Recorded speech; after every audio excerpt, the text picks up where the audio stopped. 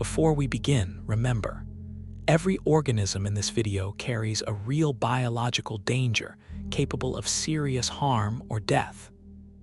2 milligrams. That is all it takes.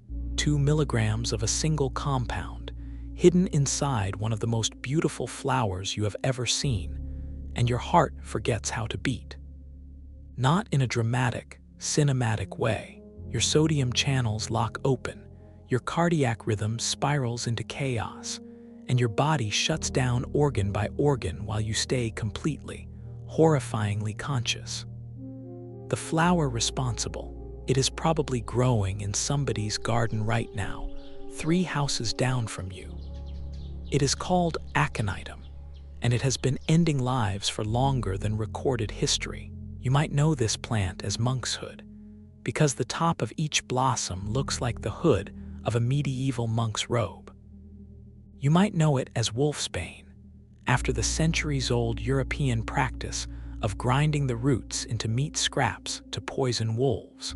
But the name that sticks is the one whispered through the courts of ancient Rome, the queen of poisons.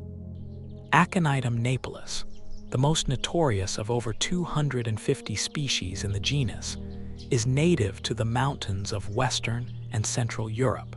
It stands about 3 feet tall with deeply lobed, dark green leaves and stunning deep blue to purple flowers shaped like narrow helmets. Garden centers sell it. Bumblebees love it, and every single part of it, from root to petal, can kill you. Even the ancients understood this plant was born from something monstrous. According to Ovid, aconite first sprouted where the toxic drool of Cerberus, the 3-headed dog guarding the underworld, hit the ground when Heracles dragged the beast to the surface during his 12th labor. The Greeks connected this plant to death for good reason. Aconite poisoning produces symptoms eerily similar to rabies: frothy saliva, impaired vision, trembling, and collapse.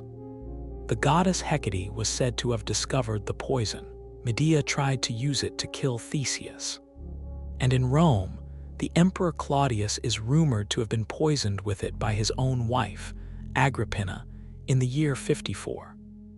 But aconite was not just for mythology and palace plots. It was a genuine weapon of war.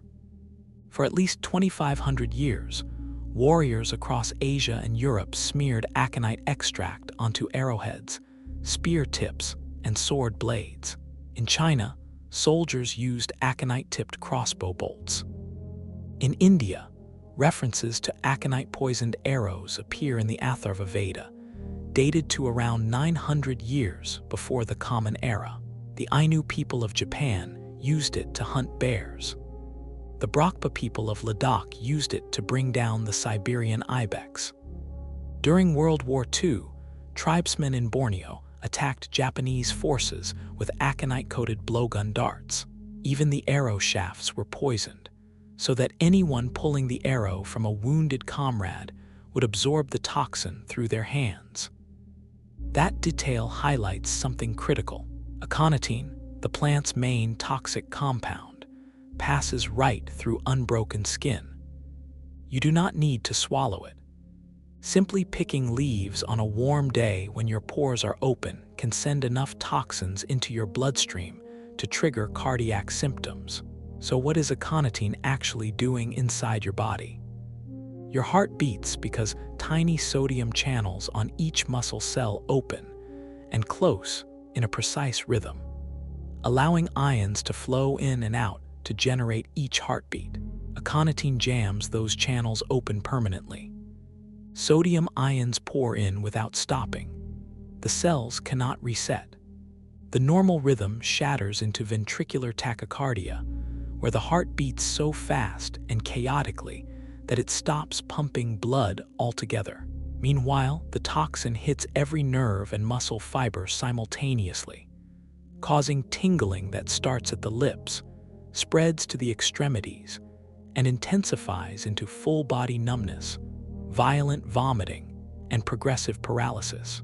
The estimated lethal oral dose is about 2 milligrams of pure aconitine, roughly the weight of a single grain of salt.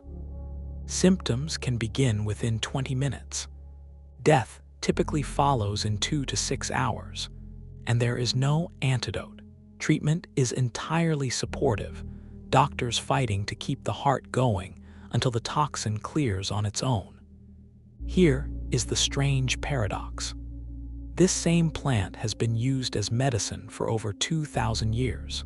In traditional Chinese medicine, the roots are boiled or steamed through a process called paozhai that breaks down the deadly alkaloids into less toxic compounds. But the margin between healing dose and lethal dose is razor thin. Over 5,000 cases of aconite poisoning were reported across China, Germany, Japan, and other countries between 1993 and 2005. Many from improperly prepared herbal remedies. The forensic history is equally grim. In 1881, British physician George Henry Lamson became the first person convicted of murder by aconitine after poisoning his brother-in-law to secure an inheritance. He had been taught as a medical student that the toxin was undetectable. Forensic science proved him wrong. In 2009 in London, a woman laced a leftover curry with Indian aconite to murder her former lover. He managed to identify his killer during the emergency call before he died. And in 2004, a 25-year-old Canadian actor named Andre Noble died after coming into contact with wild monkshood during a hike in Newfoundland. He was in the middle of promoting what was expected to be his breakout film. That is what makes Aconitum uniquely terrifying. It does not lurk in some remote jungle. It grows in perennial garden beds across North America, Europe, and Asia. A cultivar called Sparks Variety has won the Royal Horticultural Society's Award of Garden Merit. People buy it because the flowers are beautiful and the plant survives brutal winters. But unlike most ornamental plants, this one can poison you just from handling it without gloves. If you encounter monkshood in a garden or in the wild, admire it from a distance. Do not pick it, do not touch it. If you grow it and have children or pets, seriously consider removing it. And if you ever experience sudden tingling of the lips and numbness after contact with an unfamiliar plant, get to an emergency room immediately. Time is the one resource you will not have much of. The Queen of Poisons does not need a crown. She just needs you to reach out and touch her. If this story blew your mind, hit subscribe and turn on notifications, because we are diving deep into the most dangerous things hiding in plain sight across the natural world. Drop a comment and tell me, did you know this plant was this deadly? See you in the next one.